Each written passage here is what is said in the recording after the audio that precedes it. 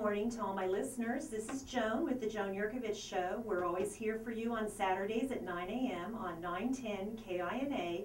You can also go to joanyurkovich.com for the podcasts, and all of our shows have video outtakes. We're also on iTunes, so link to our iTunes again at joanyurkovich.com. Now this morning we have a unique guest in that we have allowed them to come on anonymously. They have some very personal experiences that are critical for us to hear about and listen to, but we wanted to give them the anonymity because there's also a safety factor. And what we're talking about today is we're talking about dating violence. And our two young guests have both had issues with dating violence and abuse. And I thank them in advance for coming to talk to us. They are here coming to us from the surrounding area, the surrounding Salina area. They are using fictitious names to protect, again, their safety. What brave souls you young ladies are. Thank you so much for coming. Glad to be here. Oh, thanks. And we have one of our guests here, and they will again be off camera, but we still want you to go ahead and listen to the video. But we have Teresa. She's 27 years old, and she's in college, right? Yes. And how long ago did your situation with this dating violence occur? I've had two situations actually that happened my first year, which was 3 years ago, and then one that happened last year also. Wow. So your first year of college, yes. and then last year again, and of course that I would guess is two different gentlemen or two yes. different men. Should we call them gentlemen? I'm not sure. I don't think so. You don't call them that? No. Right. And we'll come back to you, but I want to introduce our other guest here, and that one's Jaylyn, and she's 16 years old and in high school. Jaylyn, just real briefly, how long ago was your situation? Approximately 3 years ago. About 3 years ago? Yes. Right. And just the one time, the one person? Yes. Okay. Just one time, one person. So you were pretty young. If you're 16 today, that was a pretty young person. Pretty tough stuff. Yes, it was. It was hard to deal with at the time.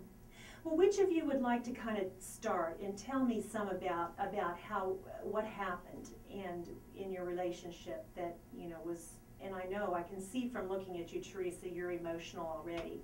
This is not easy, and I want to thank you again for coming on. So can you want to tell me what, a little bit about it? And if the tears come, that's okay too. It's a tough thing. It is really hard. It has lasting effects, definitely, that a lot of people don't think about, like PTSD and, having nervous issues, not being able to sleep, having nightmares. My issue last year happened at a party where we were surrounded by probably a good 30, 40 people, and I got locked in the bedroom, and he was pushing me and calling me names. He was belligerently drunk. It's not the first time that he had put his hands on me. He was punching holes in walls and flinging blood on me, and just... That came from his hands, where he punched the holes in the walls? He split open his knuckle and just was flinging blood at me and asked me if I liked it, and just throwing my stuff around, calling me obscenities, and it was just such a horrible situation. And finally, some of the friends helped because, he punched through the wall, so it's like at that point people can see.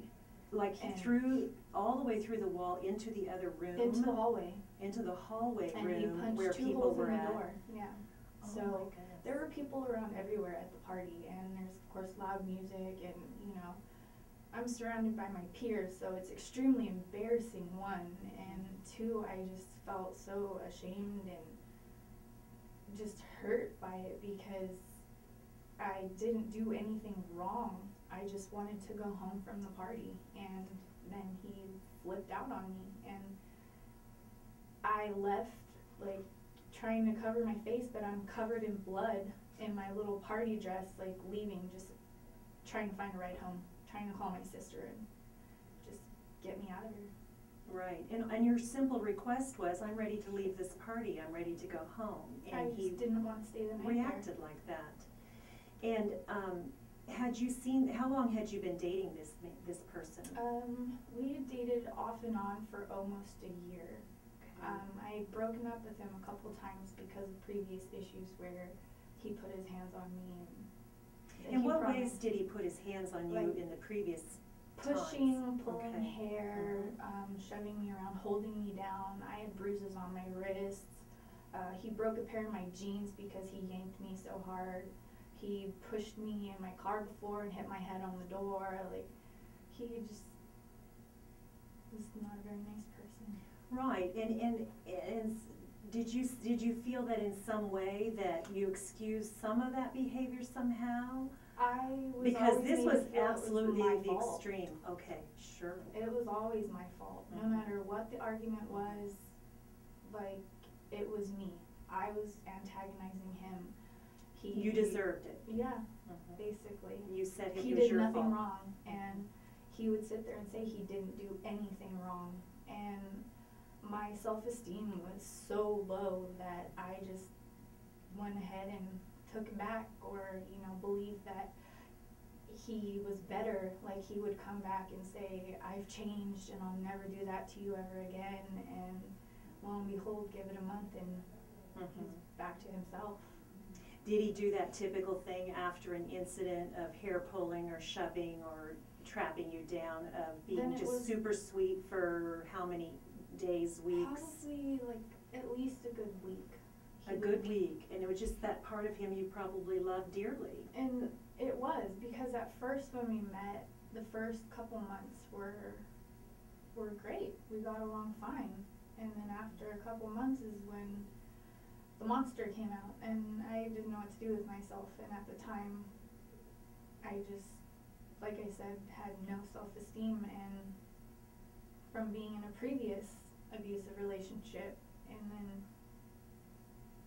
I just let him have his way. And Right, treated and like- but I think when you started dating this gentleman, or when you started dating him and fell in love, I would think you felt you were in love with him, you didn't see those signs. And did it seem to turn on a dime, or did you see a few little warning signs along the way? If There you look were back. warning signs. If I look back, there were definitely warning signs, and I know that I ignored them because I cared about him, because I wanted to believe him, because I wanted things to be better. And I should have listened to myself and, to my sister and my roommate, and I should have not continued to see him. And it's been a very, very trying time to get over it.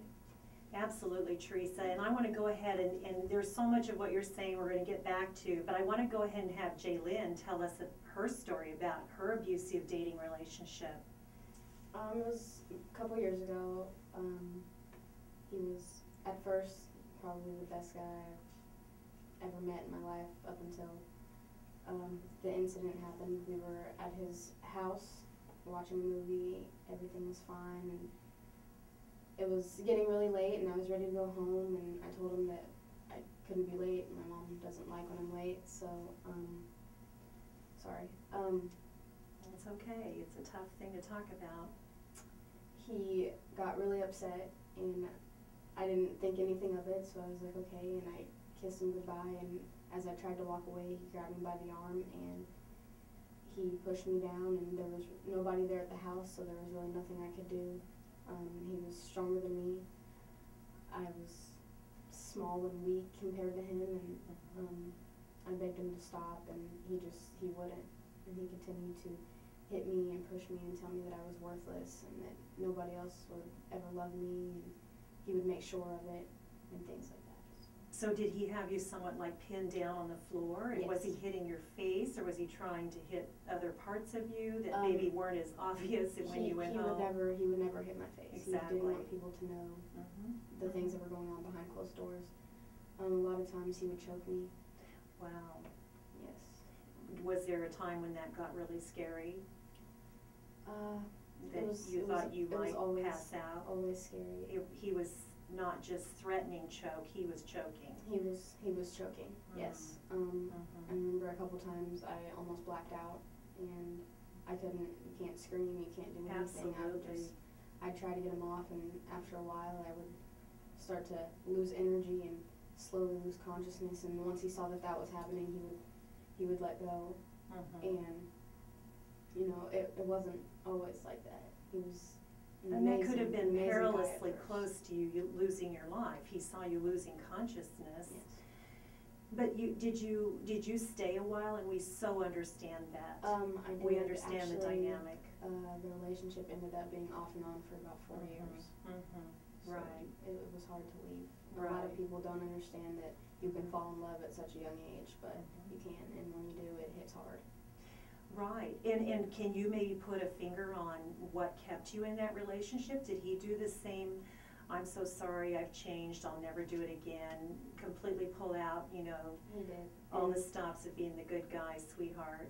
after he would hurt me, it would be, you know, a couple weeks later before he did it again, but in those couple weeks, it was the best relationship ever. He would take me out to dinner and tell me how beautiful I am and how he never wants to lose me. And, you know, looking back, as Teresa said, there were warning signs, but I just, And what were those? Because some of our listeners, that could be something really important. They might be able to hear something you tell us today that will trigger with their own relationship.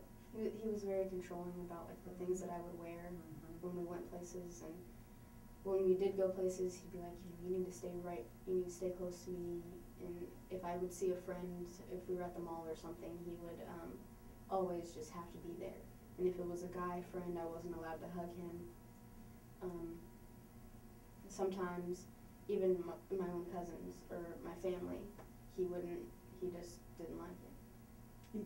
Meaning your own guy cousins or your own male family members, he wouldn't let you show affection to them. Correct. So this extreme jealousy, and you talk about controlling friends and that. What about, there's so much written about young people and dating violence. What about checking your email or giving you privacy with your emails, your texts, your phone calls, Facebook? Monitoring the phone all the Yeah. time. Always. Like literally almost wanting to grab it from you and take it away and Constantly being agitated at, like, if I got a phone call or a text, Who is then that? who Who's is calling? that? Why are they calling you? What do they need to talk to you about? And no guy friends, no males whatsoever. Like, that was just a big no-no. Yeah, meaning you could have no guy friends No. at all, no associations with other guys. He was Right. always suspicious of it. How about your girlfriends, boyfriends? Nobody. Nobody. He didn't really like my friends. So It makes he sense tried- too, trying to he control kept your me friends. isolated a lot. He always wanted my full attention. Even if it came to schoolwork or anything, it was always him. And he would try to play the I understand and I'm the supportive boyfriend card, but he really wasn't. His actions spoke way louder than his Right. words. I think that's a really good point you make, Teresa. You know, whatever they say, you have to watch what they actually do. You have to see what it is, their actions, how they treat you. And we're going to head into a break on that, but there's so much more we want to talk about. This is Joan on the Joan Yurkovich Show, 910 KINA. Be right back. I didn't want to go over this time, so I went short. Does that matter, 30 seconds? No. Oh, you guys, this is a tough one. It's tough for me, too. It's so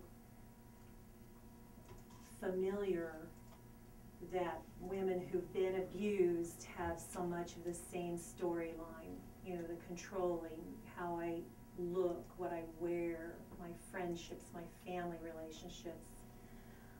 And also that uncanny ability to keep you in the relationship. These are some of the most charming, if you could take away all the bad Manipulators. stuff, Right. these could be some of the most Embarrassment. perfect boyfriends in the world. They can talk you into pretty much anything. Right, there's some charisma about them a lot of times, and I want to maybe get into some of that. Let me kind of read some of my notes when we kind of take a little break here. We're going to go back, and it's going to be 9 minutes, so that was the biggies, so. Anytime, John. Okay. Let me try to see where I want to go with this. Any thoughts you guys have about something you want to touch on?